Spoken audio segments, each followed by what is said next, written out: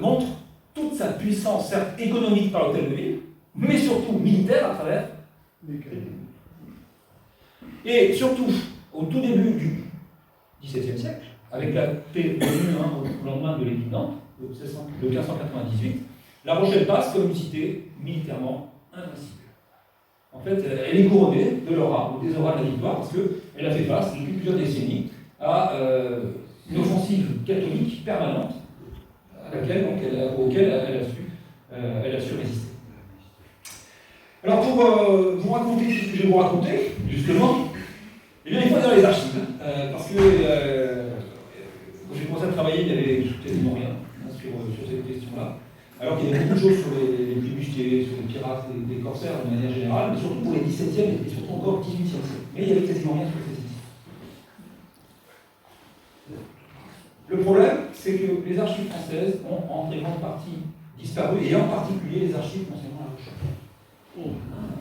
Ce qui veut dire que pour reconstituer l'histoire de La Rochelle pour cette période, notamment l'histoire protestante, il faut aller ailleurs, et quand j'ai ailleurs, c'est à l'étranger. Alors ça veut dire quoi? Ça veut dire que, alors tout à l'heure, voilà, vous évoquiez le fait que j'ai la chance de travailler très souvent à l'étranger. En fait, quand j'ai un petit peu de temps, en plus de mon travail sur place, je vais dans les archives.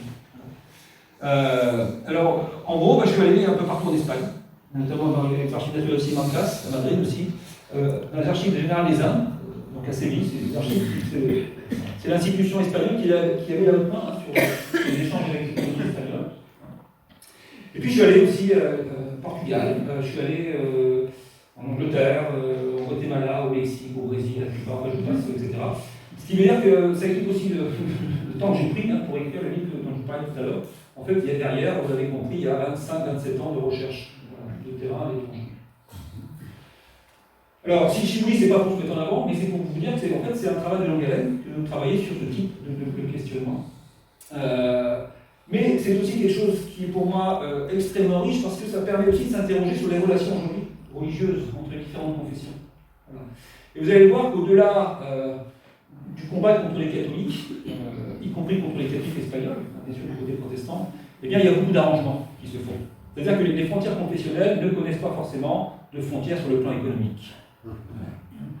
On a même, durant les guerres de religion, la couronne d'Espagne qui vient acheter ici à La Rochelle des mains pour ses bateaux de guerre, parce qu'on ne trouve pas ailleurs. Et on utilise des prête-noms catholiques pour éviter qu'on sache que la couronne d'Espagne, qui lutte officiellement contre les protestants de France, s'approvisionne en bois auprès des héritiers de La Rochelle.